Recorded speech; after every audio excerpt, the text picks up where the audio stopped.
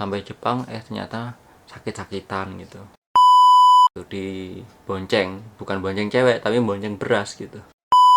Jadi untuk video kali ini aku akan membahas tentang suka duka tinggal di Jepang.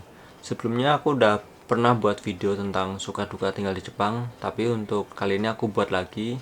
Mungkin untuk yang baru pertama kali lihat video aku dan penasaran bagaimana tentang kehidupan di Jepang, atau ingin tahu pengalaman tentang orang yang udah pernah kerja di Jepang. Nah, di video ini aku ingin membahas tentang pengalaman pribadi ya, atau kekeng atau pengalaman selama di Jepang, suka dukanya apa. Jadi sebenarnya untuk di Jepang ini kan kita sebagai orang perantauan atau semuanya ya, semuanya sama. Di Jepang itu kita nggak seperti orang Jepang yang levelnya itu sama.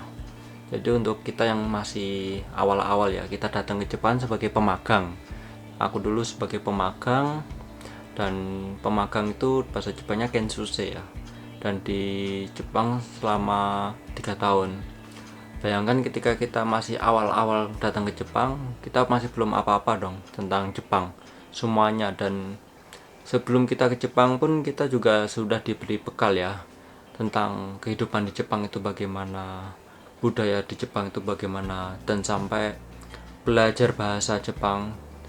Dan bagian yang tersulit itu yaitu mungkin ada penyesuaiannya ya, karena udah di Indonesia kan aku lebih dari 20 tahun ya.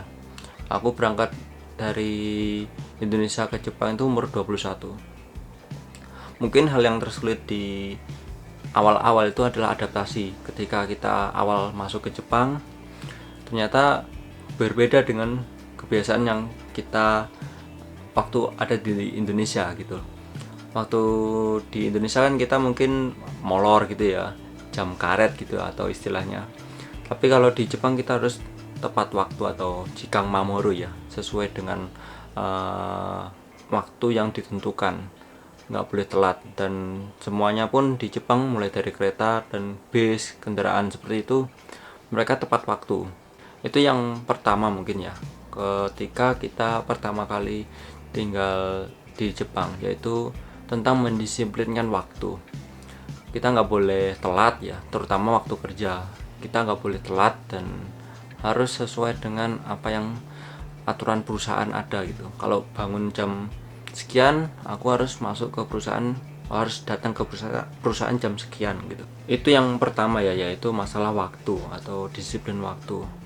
Yang kedua mungkin masalah tempat tinggal atau dan transportasi ya, tempat tinggal dan transportasi. Kalau kalian di Jepang mungkin bayangannya sebelum ke Jepang ada yang berpikir seperti ini, mungkin saya tinggalnya nanti di Tokyo, mungkin di kota-kota besar. Kalaupun di Jepang di desa, tapi ketika liburan atau musim libur perusahaan mungkin bisa keluar kota yang ramai seperti Tokyo, jalan-jalan ke Osaka. Tapi sebenarnya untuk itu nggak salah memang kalau misalkan kalian daerahnya memang daerah wilayah yang sangat ramai atau kota-kota besar seperti Tokyo atau Osaka.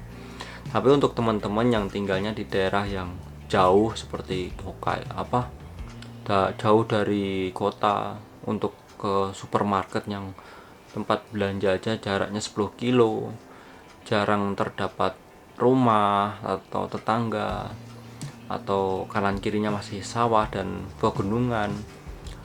Dan kebanyakan itu yang keterima itu yang tinggalnya di desa-desa ya, masih banyak yang tinggal di desa-desa. Kalau yang di kota-kota ya mungkin yang pekerjaannya yang konstruksi seperti itu ya, atau mungkin yang restoran itu mungkin tinggalnya di kota. Tapi yang seperti saya ini kan pekerja kasar ya, yang ngelas, yang gerendo ya, pengecatan, yang kerjanya yang kasar-kasar seperti itu ya. Kayak sekarang ini kebetulan saya tinggalnya di desa. Ada yang temanku yang tinggalnya di daerah Ibaraki, kan agak lumayan dekat sama Tokyo kan. Ada yang kayak gitu kerjanya sama-sama kasar, tapi kan beda lokasinya. Saya kalau mau ke Tokyo jaraknya memakan waktu 6 jam, 5 jam sampai 6 jam, dan itu jauh ya. Dan makanya kalau saya mau ke sana harus nunggu liburan panjang dulu baru bisa jalan-jalan gitu.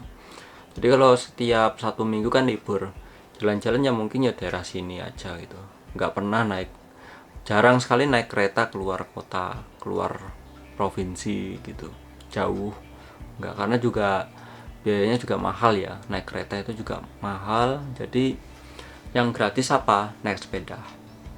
Mungkin untuk teman-teman naik sepeda itu sehat gitu ya, memang sehat, tapi kalau di Jepang kita nggak bisa apa-apa gitu loh. Sebagai Kensusei kita juga kemana-mana itu ya cuma bawa sepeda. Ada mungkin yang sepedanya yang baru itu dari perusahaan. Kalau aku sendiri dapat sepedanya yang second atau bekas dari senior gitu. Seniornya udah make, terus seniornya diwarisi sepeda lagi, diwarisi kohenya gitu. Jadi kebetulan yang aku pakai ya warisan dari senior, dan untuk kondisinya memang masih bagus. Belum pernah yang namanya peleknya penyok, itu belum pernah, dan rangkanya juga kuat. Dan untuk kendalanya gimana? Misalkan kalau kalian belanja, kalian pasti kalau belanja kan nggak sedikit dong, pasti belanja banyak gitu. Sedangkan kalau di Indonesia dulu waktu belanja kan bawa kendaraan seperti mobil gitu kan, bawa bisa ojek online atau gimana, atau yang minimal kalian punya motor, bawa motor terus ditaruh jok kan. Nah itu dulu waktu masih di Indonesia. Sekarang kalau di Jepang ya beda lagi coy. Kalian pasti akan merasakan sendiri seperti aku dulu naik motor, sekarang di sini naik sepeda, kemana-mana naik sepeda. Beli beras gimana ya, beli beras ya pakai sepeda gitu, di bonceng, bukan bonceng cewek tapi bonceng beras gitu. Nanti depannya diisi lagi sama kayak isi telur, isi minyak gitu ya, isi daging, keranjang yang depan sepeda itu. Dan mungkin untuk sekarang ini yang udah biasa gitu, hal-hal seperti itu udah wajar, udah umum untuk Kensusei yang mungkin udah bertahun-tahun ya, setahun di sini mungkin udah terbiasa dengan kehidupan seperti itu. Dan ketika hujan pun kita juga naik sepeda. Bayangkan kalau di Jepang musim dingin terus kalian nggak bawa mantel ketika hujan, pasti sangat repot sekali. Ketika angin berembus kena baju kalian pasti sudah minta ampun itu. Kalau di Indonesia kan enak, masa bodoh mau kalian naik mobil kah, naik mobil kan nggak pakai mantel, naik motor kah, atau mungkin pas kena hujan pasti kalian gengsi juga kan naik motor sama pakai mantel. Alasannya mungkin beberapa dari mereka ada yang malas, ada yang cuma segini aja pakai mantel, ada yang mungkin malu pakai mantel. Kalau di Jepang kalian pasti akan memperhatikan apa itu yang namanya Tenkyoho atau ramalan cuaca. Hari ini hujan nggak ya? Kira-kira nanti jam berapa mulai hujan ya? Dan ketika musim hujan pasti siap mantel. Karena kalau nggak pakai mantel besoknya pasti kalian udah basah kuyup ya. Kalau misalkan kalian kehujanan. Dan di Jepang itu juga sudah canggih ya, jadi bisa melihat dari HP kalian udah ngerti, oh cuacanya bagaimana, kondisi anginnya bagaimana. Yaitu susahnya kalau kita magang atau merantau ya, dimanapun mungkin merasakan ya, tapi yang saya bicarakan merantau di Jepang. Pernah waktu berangkat kerja ternyata anginnya itu kenceng ya, pas hari kerja taifu, pas kerja lampunya mati gitu karena kena bledek gitu. Pernah seperti itu, dan itu udah resiko ya. Jadi untuk yang mungkin mau ke Jepang, ingin kerja ke Jepang gitu, magang atau ambil visa Tokutegino, kalian harus siap dengan kondisi Jepang yang ekstrim juga ya. Kalau yang di Genba kalian harus siap panas. Di sini panasnya bisa sampai 41 derajat. Kalau dingin bisa sampai minus ya, 0 derajat. Di bawahnya itu juga ada. Dan memang ekstrim sekali. Tapi untuknya kalau kalian sakit masih ada hokeng ya, dan masih bisa dibantu untuk biaya pengobatan.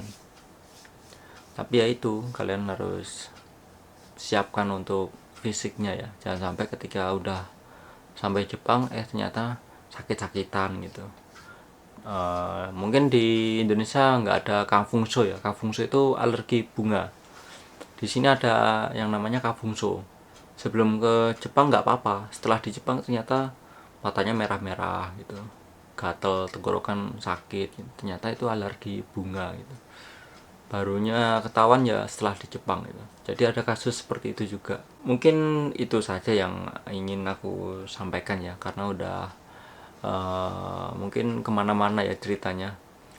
Ada yang ingin ditanyakan atau ingin dibahas, bisa kalian cantumin judulnya atau request di kolom komentar. Mungkin tentang biaya hidup atau tinggal apartemennya sama berapa orang gitu, atau mungkin ke rata-rata yang keterima kerja apa gitu. Kalian bisa tulis kolom komentar di bawah gitu. Siapa tahu saya bisa bikin videonya. Oke, demikian untuk video kali ini. Terima kasih yang sudah menonton sampai akhir ya. Jangan lupa like dan subscribe.